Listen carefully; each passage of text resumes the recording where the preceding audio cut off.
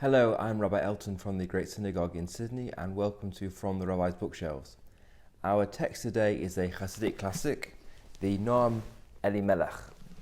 It's a work by Rabbi Elimelech of Lizhensk, born in Lizhensk in Poland in 1717 and died in 1787. He was of the third generation of Hassidic leaders.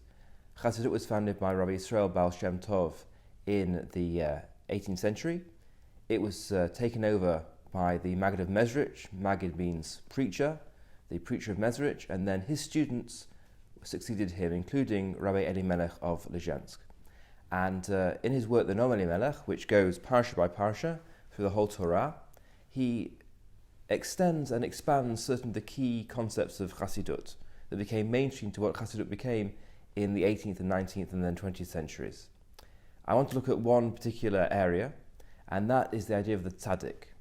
The Tzaddik, the righteous person, is a key Hassidic idea, and this is the role taken by the rebbe.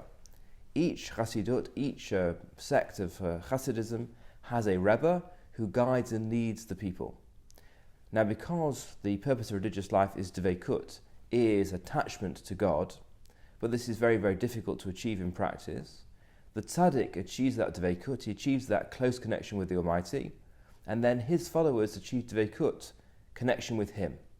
And through that intermediary status, they themselves become closer to God. That's one of the key underlying principles of Chassidut, as developed by the Noam Elimelech, Rabbi Elimelech of Lizhensk. And in this work, he looks back and he traces this idea, or applies this idea, back to the great figures of the Jewish past, even the biblical past. So let me give you a couple of examples of that.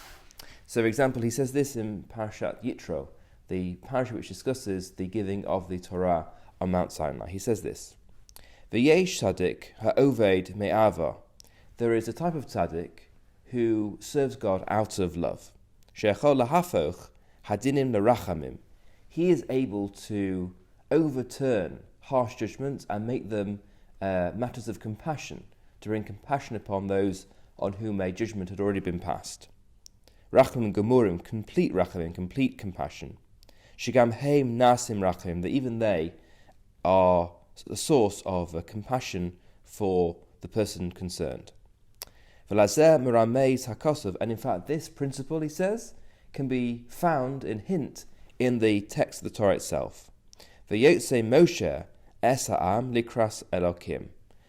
Moses went out with the people to greet God. What does it mean to greet God? Perush shehotziam midin rachamim. He took out the din, he took out the element of judgment, and instead replaced it with rachamim.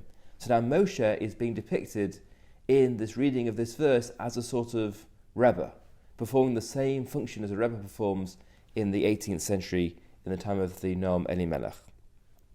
She'rachamim heim neged hadin, because rachamim is opposed to din. And when one goes out and greets Elokim, which is the name of God which is used in reference to din of judgment, you are greeting it, you are confronting it, you are bringing the forces of Rachamim, and you are, as it were, conquering the forces of din, represented by the name Elokim.